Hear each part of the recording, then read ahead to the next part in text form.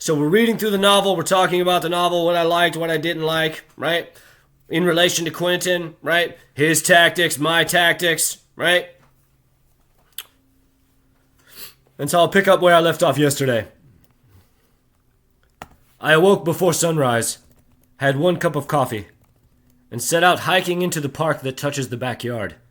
Very steep, but after maybe 1 hour of arbitrary climbing, I arrived at a legit entrance, and continued for another 2 hours before resting on a lush bed of pine needles against a fell tree just off the trail. The morning rays of light stabbing the gaps in the tree line. I sat for 15 minutes, smoked a cig, relaxed as best as I was able, and headed back the way I came. On the downhill descent into my sister's yard, I cut my leg on a strong, thorny bush. Coagulated tendrils full of pith and ire. My left calf. I ran in and cleaned it and sterilized every surface, but I didn't get any blood on anything. I sat down in front of the living room. After 5 minutes, I looked down and had 2 kittens crawling up my leg, and looked out. And looking out, I saw 5 more. The front door was open with the glass door shut, and the mother came to the door holding a dead mouse by its throat. I shook the cats off my pants and laid back down. 2 days later, I got my package. Before leaving, I saw my niece, nice girl, 16, no direction. "Hey, I got something for you." She smiles and perks up. "Yeah? Cool. Wait here, I'll be right back." I walk down to the truck and bring her the artist's easel I bought in Montrose. I show her how to set it up. "Here, you can use this. It's too much space. I have to get rid of it, but you take it." "You sure?" "Yeah, you take it. You use it." She gives me a hug. "Thanks, Uncle." "You're welcome, niece." Now I hug my sister. "Take care, brother." "Yeah, good to see you. Love you. See you soon. Love you. Be safe."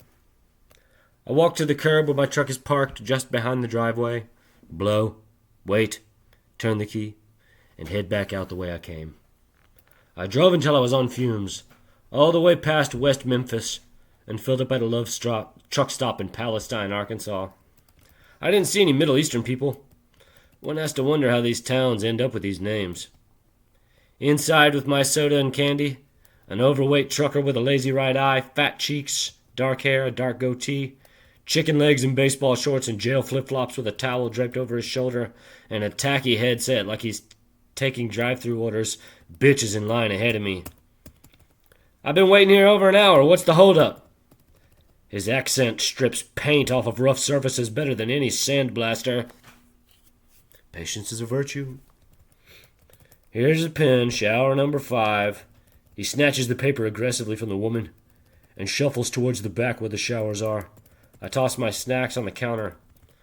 40 on 4, Camel Blues. She scans everything. 49.49. I nod in contemplation as I produce my card and shove the chip end into the reader. Twice 7 squared. The year of the Jubilee. Huh? I wave my hand in dismissal as the charge is accepted. "I don't need the receipt, thanks." The time is around 2:30 in the afternoon. The sun is high. The temperature is fair. The summer shadow looms. The solar dominion approaching maximum. Tank, full. Sobriety, proven. Truck, running. Man, also running. Heading west on Interstate 40 leads me to the opposite side of Little Rock, where on the way there I went from the southwestern corner to exit the city northeast. Now I entered the city east to northeast and exit through the northwest, turning sharply north just beyond the city limits, where the interstate merges with State Highway 385, running through Mayflower, Gold Creek, Menifee, Blackwell, Atkins, Pottsville, Russellville, Mill Creek, London, Knoxville, which run alongside Lake Dardanelle, Wydecker Village, a nation of immigrants. The same stretch of highway, we have towns named after countries in the Middle East, as well as Dutch, German, something or other. Mulberry, Dyer, Alma, dividing Arkansas from Oklahoma. I stop at a synagogue in Van Buren, on the north end of Fort Smith, just east of the state line. Heading west on 40 into Oklahoma, sees the plains consume the landscape. No more forest. Wide expanses that seem to swallow everything in their path into grains of sand. though the purple dogwoods running along the road on both sides are in bloom and offer a majestic view to the critical eye. Once inside Oklahoma, I drive through Muskogee, Sallisaw, Vienne, Warner, Checkaw, leading into the Muskogee Creek Nation Reservation,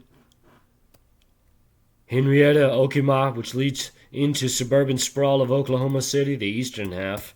Interstate 40 leads me through the northern portion of the city, leading to Yukon, El Reno, Bridgeport, Hydro, Weatherford, where I take the East Main Street exit and fill up at a Phillips 66. Clinton, Foss, Canute, Elk City, Sayre, Hext, Eric, Texola, Shamrock, McLean, Allen Reed, Groom, Yarnall, and I pull off onto the frontage road highway 287 to get gas at an Exxon in Amarillo. Heading west towards Albuquerque, the desert vistas swallow the landscape once more. Wide, endless expanses of dust, no trees, no forest, no humidity, no elevation save the occasional butte or mesa cascading up from the ground towards heaven. Heading west, continuing on Interstate 40, I drive through bushland, Wildorado, Adrian, Boise, Glen Rio, Tucumcari, Cuervo, Santa Rosa. The desert here is wide and absolute.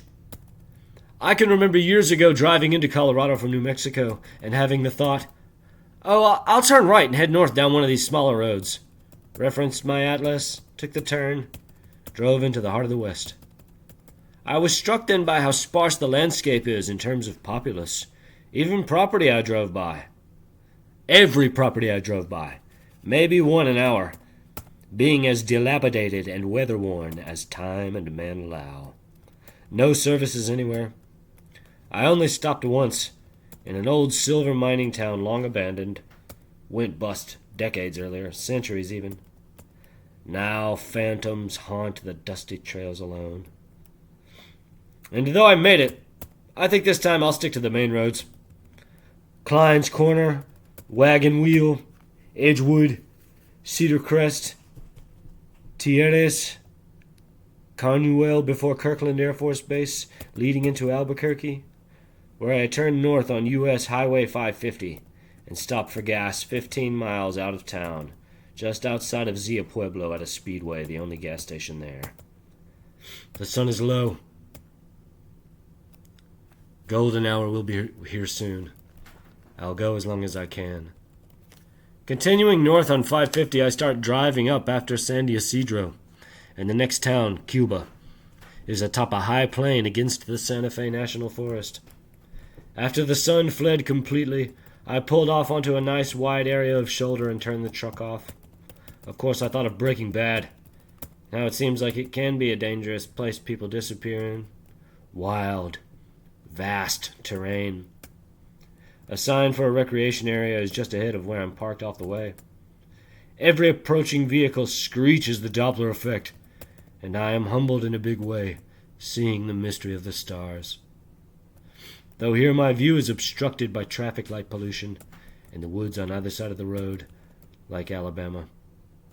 All I have is the peak hours, 10 a.m. to 3 p.m., the central 60 degrees of arc, and it is more than enough to revel in mystery and acknowledge my ignorance. I awoke at dawn and continued north, Counselor, Liebrook, Nageezi, before skating along the eastern half of Farmington, through Bloomington and Aztec, Center Point, Cedar Hill. The terrain is green and mountainous as I cross into Colorado. The first real town is Durango, though I do stop, despite it being my first time through here. I want to find where I can camp. Continuing north, I pass through Trimble and Hermosa, entering into the San Juan National Forest, shows Purgatory Ski Resort on the western side of the road, though now the hill is bare. Being between summer and winter, the mountain bikes will be out soon enough.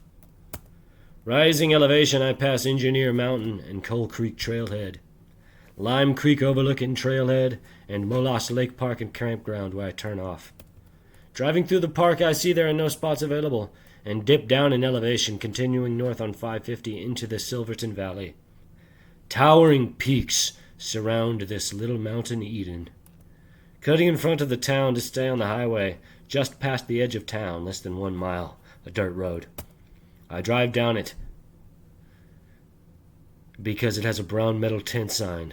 The road is swallowed by trees and degrades, as with Big Bend, into a crude approximation of a road. However, nowhere near the state of depravity that particular back road yields. A 1/4 mile down the road, which is less than a half mile in total, I turn off into a beautiful tent site against Mineral Creek on the north side.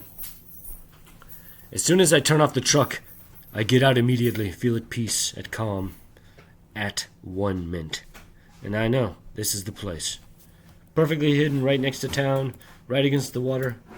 Crystal cool, running water, clear. It won't get any better. I find myself thinking about writing more and more. I've purchased a computer, MSI. I guess now it is time for me to begin. I walked into town, leaving my vehicle at the spot, and have brought my computer to one of these quaint mountain motels, Triangle Motel. I decided to get a room for 2 nights, take a shower, sleep on a bed, and attempt to write out this screenplay. In the lobby, a crude general store selling everything from chips and snacks to fishing bait and guided tours crams the small room with enough eye-grabbing paraphernalia to force almost anyone to impulse buy something. The guy, black hair, looks blankly at me. "Can I help you? Can I get a room tonight and tomorrow night? Are you here with that movie?" I appear confused, I'm sure. No, I don't think so. "Oh, they're shooting a western somewhere nearby and a bunch of them are staying here. That's why I ask." $85 a night. After tax, both nights is $182.50. Let's do it. I pay the money. I put the card on file for incidentals. He hands me the key.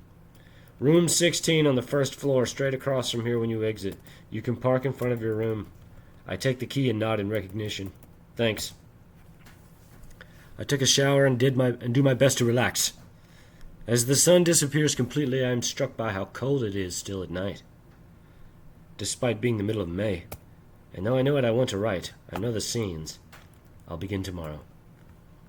I woke up, got out of bed, dragged a comb across my head. Just kidding, I never brush my hair, but I have my cup of coffee and force myself to stare at the dreaded blank document. But almost not at all, because I start writing immediately, and over the course of the day cranked out 65 pages, stopping whenever I want. It poured out of me. It needed to come out. I also have been considering writing a novel about a construction worker. Writers write what they know. The day drifted through its obligation, with me valuing it little to not at all, being wrapped and transported in secret studies. But it is a good day's work. The script is in no way finished. Certainly it isn't long enough, but beginning, middle, end, it's all there. I have some 3 hours of daylight left, and have hiked up Kendall Mountain. It is an arduous hike, which commands your full attention, as steep as any mountain might endeavor to offer.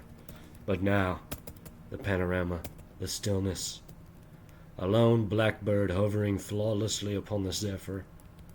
Miles away, below, toy cars whip along mountain passes, as if I could smash them like ants in my fingertips. Seems like you could, with a hang glider, coast for hundreds of miles down the mountain range. God's eye. Kether. With nothing obstructing the travail of your thoughts, it seems, at least here, you can ripple out your intention to the edges of eternity and beyond. The mind is the true mountain vista, and when unobstructed, it can touch and conjure anything anywhere. Eventually, as the dihedral pitch of the sun transitions towards dark, I come out of my reverie, my trance, and head back down the mountain. My tent is an ultralight, 1-minute setup. It has a vesica shape, the mouth of Ra, an almond enclosing 2 half-area circles tangential. It is a beige-brownish color.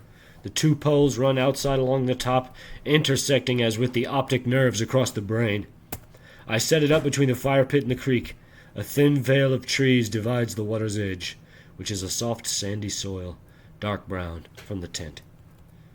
The tent opens to the fire pit, which most nights I keep open for the heat of the fire. You learn a lot in practical terms building a fire, and learning to derive warmth from it. A single fire, unless cast as a wide circle which someone can sit inside of, can never warm a whole body, only the side facing the flame. 2 fires are required to heat the entire body, or a dance of oscillation, which spiritually I guess is better, heat and cold, opposition, light and dark, though in the dream house, whose pillars are massive tetrahelix complexes, and the grass grows underfoot. I have a big badass fire ring I can sit in, cast my spells through and into the endless vista. Imagination. Insight. Watching a moth devour itself. Pure immolation. I have a flash of guilt. A memory of Johnny Appleseed. Perhaps apocryphal, putting out his fire in the rain, knowing he had killed one of God's creatures in this way. It is just after 7 a.m., and I am walking the 20 minutes from my site to the coffee shop in the middle of town. Coffee Bear. I used to think the town I grew up in was small until I went west. This fucking place is actually small. Population 3,000 maybe, and most of them are seasonal. Some come to ski, others come to hike. The mountain, the lust for nature, experience, brings a certain psychological disposition to its summits. One true road with some 10 cross streets running perpendicular. To the east and west, parallel side streets on either side of the main road. On the north edge of a town, a 4x4 road closed in the winter, running along the Animas River. And while there is a small lift for skiing, I believe most of the skiing done here is drop-ins out of helicopters. Real hardcore shit. No skiing in the sticks. But if I had friends who did it and I had the means, it's probably super fun, I have no doubt.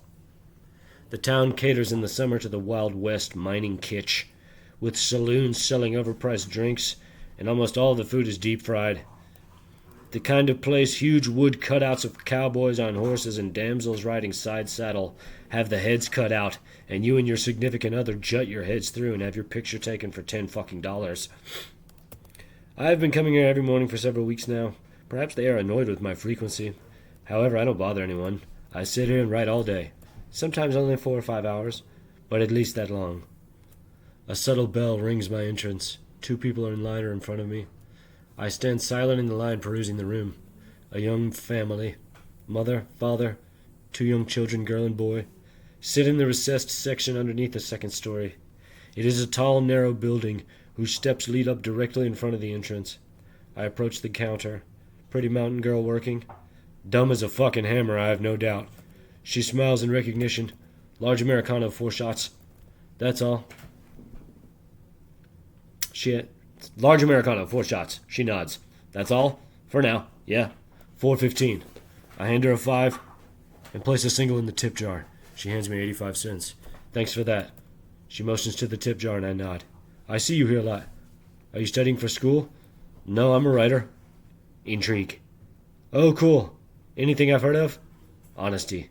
Well, I am writing every day and doing good work. I see. She all but rolls her eyes at me. Thanks.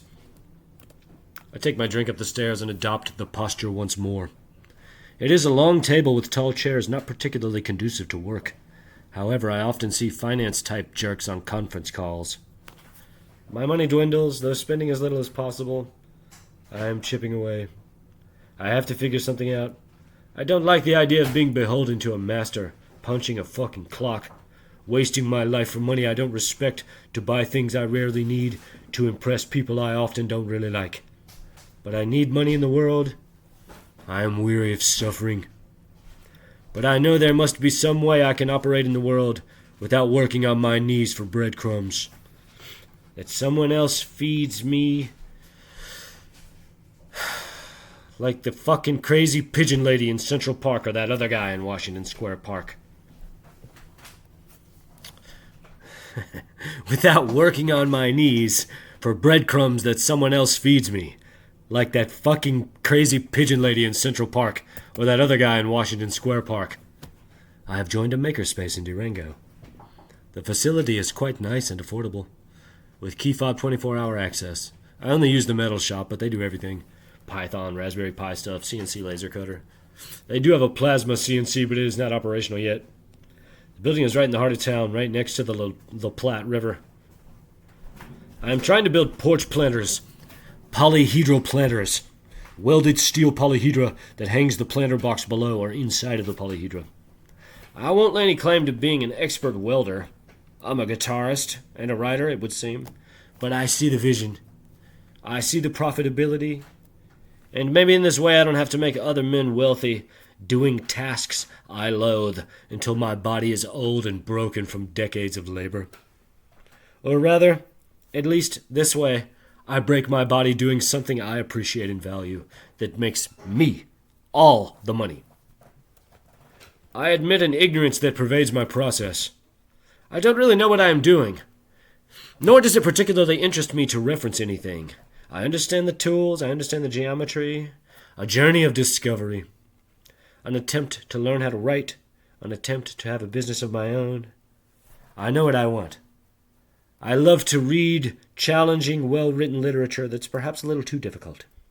I love meditating on geometry and casting the forms into the psychic crucible of the mind, and to see them rotate, collapse, breathe, and transmute in the void of eternity. Is there some synthesis that brings them both together? Today, for example, as most days, I wrote at Coffee Bear for 5 hours from 7 to noon. Then I drove here to the makerspace in Durango where I have been building a template. Technology bewilders me. I know the supposed learned people I show the supposed learned people what I want to do, and because it involves no computers, they all go cross-eyed.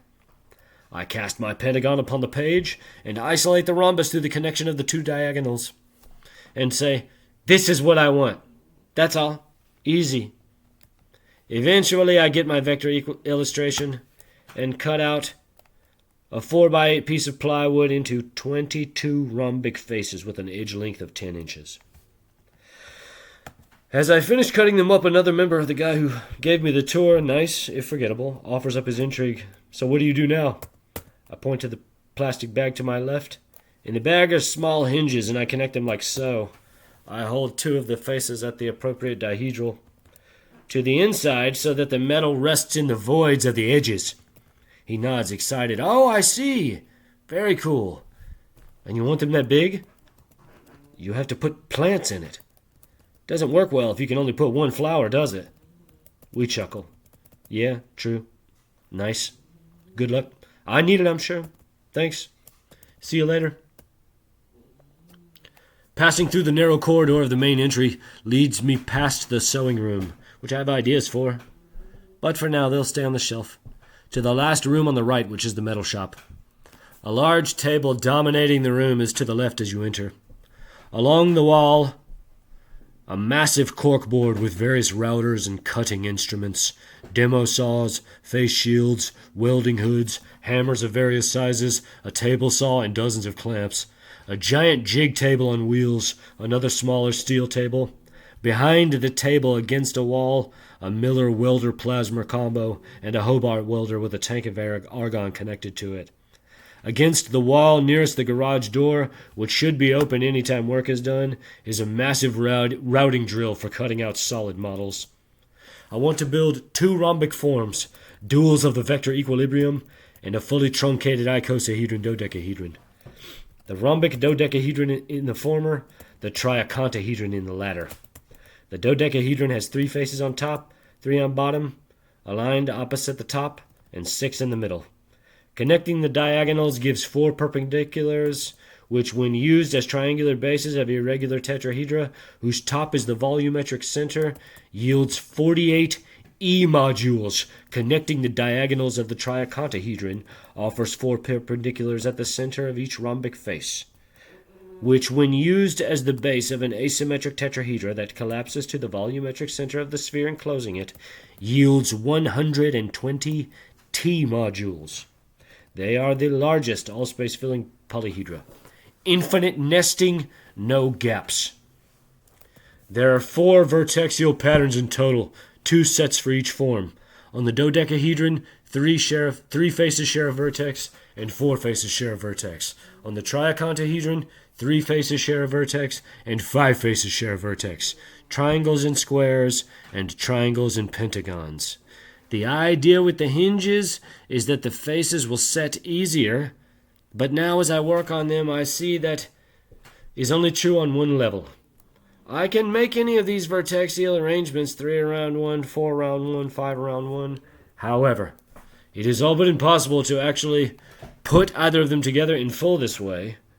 The synergy collapses while attempting to bind the opposing vertex patterns, and by the time I get 5 around 1, as the 5 that go around it are perpendicular in orientation, it is impossible to connect them any further.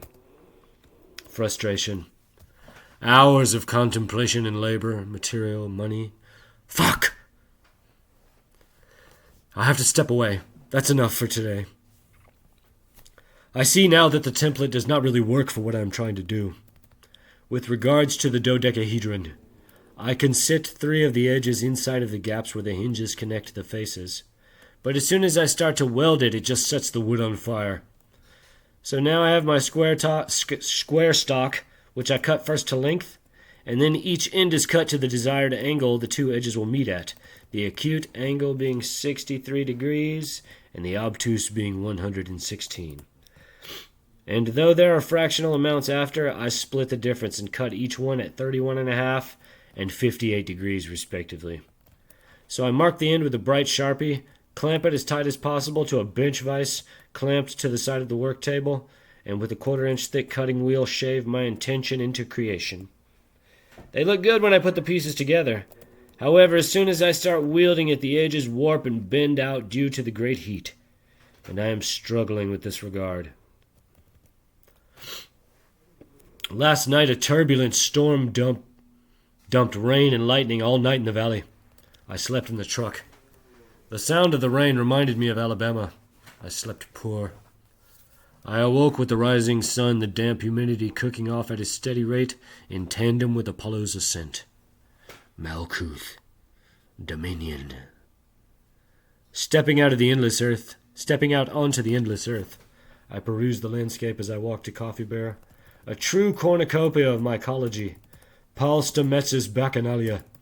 Every direction I turn revealing new species. My interest is piqued. Walking around my campsite, I found some 10 pounds of Amanita muscaria, said to induce bad trips if taken in large quantities. Perhaps the most diverse mycology in the world. It must be true. I'll stop there.